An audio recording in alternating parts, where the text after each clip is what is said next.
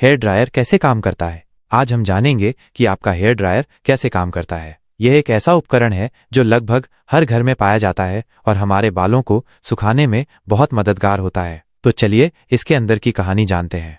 पहला भाग, बाहरी ढांचा और डिजाइन।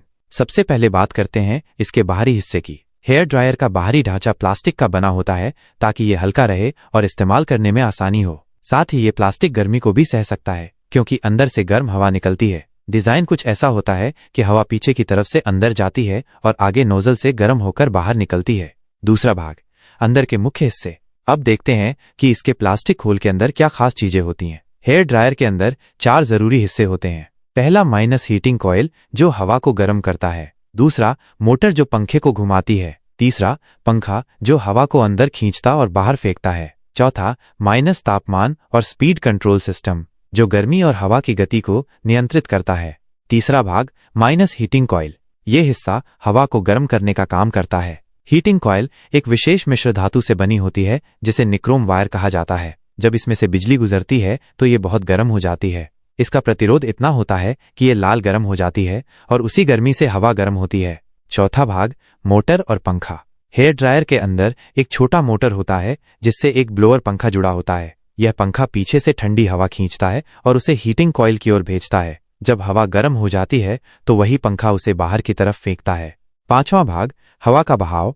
हेयर ड्रायर में हवा का रास्ता एकदम सीधा होता है। पीछे से हवा अंदर जाती है, फिर वो हीटिंग कॉइल से गुजरते हुए गर्म होती है और आगे नोजल से बाहर निकलती है। यह प्रक्रिया बालों को जल्दी सुखाने में मदद करती है।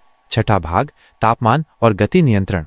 हेयर ड्रायर में 2 या 3 लेवल के स्विच होते हैं। पहला स्विच मोटर की स्पीड को कंट्रोल करता है जिसमें विकल्प होते हैं धीमा, मध्यम और तेज। दूसरा स्विच हीटिंग कॉइल का तापमान कंट्रोल करता है जिसमें आप कम, मध्यम या अधिक गर्मी चुन सकते हैं। सातवां भाग, सुरक्षा प्रणाली। हेयर ड्रायर में एक थर्मल कट ऑफ फ्यूज होता है। अगर तापमान तय सीमा से अधिक हो जाए तो ये फ्यूज सर्किट को बंद कर देता है और ड्रायर खुद बंद हो जाता है। कुछ मॉडल में ओवरहीट सेंसर भी होते हैं जो तापमान बढ़ने पर चेतावनी देते हैं या मशीन को बंद कर देते हैं। आठवां भाग, बिजली सप्लाई और वायरिंग। हेयर ड्रायर सीधे आपके घर की 220 वोल्ट वाली बड़ी ई सप्लाई से चलता है। इसके अंदर एक छोटा रेक्टिफायर सर्किट होता है जो जरूरत पड़ने पर बड़ी ई करंट को डीसी करंट में बदलकर मोटर को चलाता है। नौवां भाग, माइनस एयर फिल्टर।